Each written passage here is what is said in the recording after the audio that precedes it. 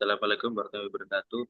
Kenalkan, kami dari kelompok 13 dengan saya yang Adrian Fasalimi dengan NIM 187241089 dan rekan saya. Nama saya Torik Raffi Albani dengan NIM 187241092. Sini kita akan mempresentasikan tentang krisis keamanan data pribadi yang ada di Indonesia.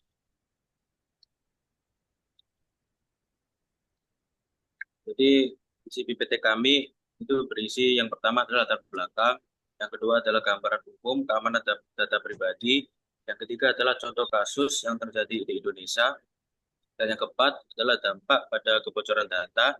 Yang kelima, solusi dan rekomendasi. Yang terakhir adalah kesimpulan. Selanjutnya akan dipresentasikan oleh teman saya. Oke, yang pertama adalah latar belakang.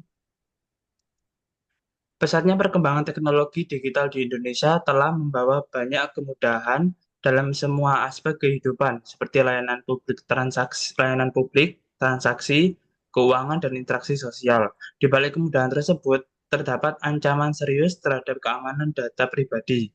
Indonesia kini berada di tengah krisis keamanan data yang mengerikan, yang mana banyaknya kasus kebocoran data pribadi terjadi secara masif dan berulang.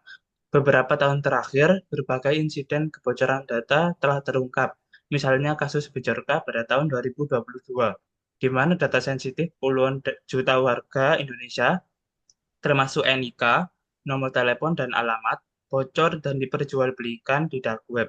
Kasus kebocoran data dalam jumlah besar lainnya juga terjadi pada platform e-commerce seperti Tokopedia dan layanan publik seperti BPJS Kesehatan.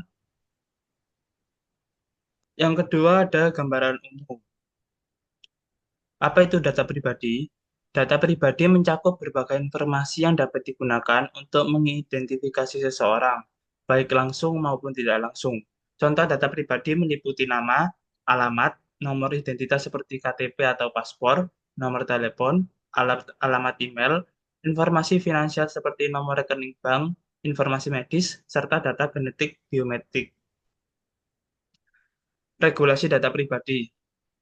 Undang-Undang Nomor 27 Tahun 2022 tentang Perlindungan Data Pribadi (UU PDP) merupakan langkah krusial dalam menjaga privasi dan keamanan data pribadi warga negara Indonesia di era digital. UU ini menegaskan prinsip-prinsip perlindungan data pribadi yang jelas dan menetapkan sanksi tegas bagi pihak yang melanggar. Dengan demikian, UU PDP memberikan jaminan yang lebih kuat bagi masyarakat untuk melindungi data pribadi mereka. Meskipun implementasinya memerlukan waktu dan upaya yang signifikan, UU ini memiliki potensi besar dalam menciptakan lingkungan digital yang lebih aman dan terlindungi bagi seluruh masyarakat. Yang ketiga ada contoh kasus. Pada tahun 2022, Indonesia mengalami kebocoran data pribadi yang signifikan, dengan Bejorka sebagai aktor utama. Setidaknya 10 kasus kebocoran tercatat, banyak diantaranya melibatkan data sensitif dari aplikasi pemerintah atau institusi negara, meskipun tidak ada yang mengakuinya secara resmi. Kebocoran ini mencakup data seperti nomor ponsel dan nomor induk kependudukan atau NIK yang berpotensi membahayakan layanan keuangan. Kepala BSSN, Hinsa Siburian, menyebutkan bahwa kebocoran yang dilakukan Bejorka masih dianggap berintensitas rendah. Namun, pengamat keamanan cyber khawatir data yang bocor dapat disalahgunakan untuk kejahatan. Kejadian ini mempercepat pengesahan Undang-Undang Perlindungan Data Pribadi atau UU PDP yang sempat terhambat sejak 2020 sebagai upaya melindungi data pribadi warga.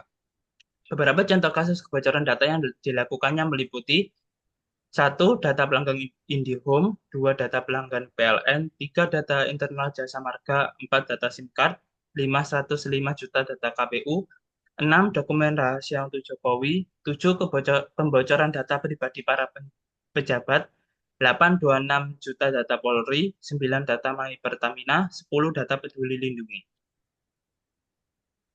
Ini ada contoh kasus umum.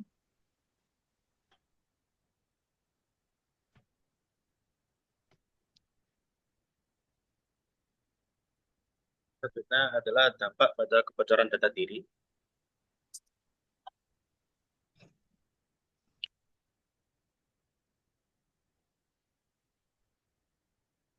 Jadi yang pertama dampaknya adalah itu bisa digunakan untuk pembobolan rekening. Jadi informasi seperti nomor rekening bank, nomor kartu kredit, dan data verifikasi lainnya dapat digunakan oleh pelaku kejahatan untuk mengakses dan mencuri uang dari rekening korban. Hal ini bisa menyebabkan kerugian finansial yang besar dan memerlukan waktu yang lama untuk pulih kembali. Yang kedua adalah penyalahgunaan pinjol. Pelaku kejahatan juga bisa mengajukan peminjaman di aplikasi pinjaman online atau pinjol dengan bermodalkan data-data yang sudah bocor. Modusnya, peretas mengumpulkan data KTP dari data-data yang bocor.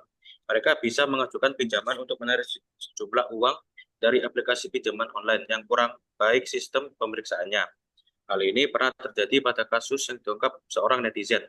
Temannya disebut mendapatkan transferan dari rekening tak dikenal sebanyak 20 juta rupiah dari kontak WhatsApp tak dikenal, kemudian menghubungi calon korban dengan mengaku salah transfer.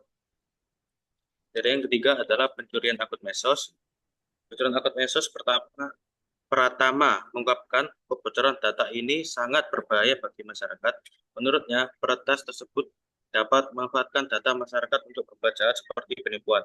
Salah satu jenis data yang lazim bocor adalah kredensial alias pasangan username dan password buat masuk ke berbagai akun seperti media sosial, email, hingga platform streaming online seperti Netflix.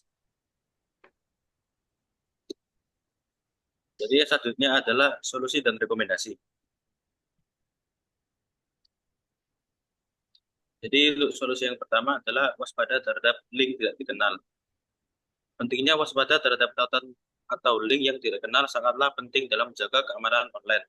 Seiring dengan meningkatnya serangan phishing dan malware pada aplikasi-aplikasi yang sering kita gunakan, membuka tautan yang tidak dikenal dapat membahayakan keamanan informasi pribadi dan perangkat. Cara untuk menerapkannya adalah dengan selalu memeriksa sumber tautan sebelum mengekliknya, menghindari tautan yang terkesan mencurigakan atau meminta informasi pribadi, dan menggunakan perangkat lunak keamanan yang dapat membantu memfilter dan mengidentifikasi tautan yang berpotensi berbahaya. Dengan meningkatkan kesadaran dan kehati-hatian dalam mengakses konten online, kita dapat mengurangi risiko menjadi korban serangan cyber. Jadi yang kedua adalah perkuat keamanan akun. Dalam menghadapi ancaman cyber yang semakin kompleks, menjaga keamanan akun menjadi kunci. Cara efektif untuk melakukan antara lain dengan menggunakan kata sandi yang kuat dan berbeda untuk setiap akun. Hindari menggunakan informasi pribadi yang mudah ditebak sebagai kata sandi seperti lahir, alamat, nomor telepon, hingga nama panjang. Sebaliknya, perkuat sandi dengan menggunakan kombinasi unik untuk melindungi keamanan data digital Anda. Coba gunakan kombinasi huruf besar dan kecil, angka, serta simbol yang sulit ditebak dengan panjang minimal 12 karakter. Pastikan untuk mengaktifkan fitur autentifikasi dua faktor or 2FA bila memungkinkan. Hal ini bisa membantu Anda dalam meminimalisir peretasan akun oleh pihak tidak bertanggung jawab. Dan yang terakhir adalah kesimpulan. Nah, kesimpulannya adalah dari presentasi ini tentang ini menekankan bahwa Indonesia sedang menghadapi krisis besar dalam hal kebocoran data pribadi yang semakin meningkat dengan pesatnya penggunaan teknologi digital. Kasus-kasus kebocoran data seperti yang terjadi di Bejorka di tahun 2022 menunjukkan betapa rentannya data pribadi masyarakat Indonesia terhadap penyalahgunaan. Pentingnya perlindungan data pribadi melalui regulasi yang lebih ketat seperti Undang-Undang Perlindungan Data Pribadi atau UU PDP menjadi sangat krusial. Ancaman yang ditimbulkan oleh kebocoran data bisa berujung pada kerugian finansial yang besar, penyalahgunaan data untuk pinjaman online, dan pencurian akun media sosial. Oleh karena itu, solusi dan rekomendasi yang diberikan antara lain mencakup peningkatan kesadaran terhadap phishing, penggunaan perangkat lunak keamanan, dan memperkuat proteksi pada akun-akun online untuk meminimalisir potensi ancaman cyber di masa depan. Dan ini adalah untuk referensi yang kita dapat. Dan itu saja, sekian dari presentasi kelompok kami. Wassalamualaikum warahmatullahi wabarakatuh.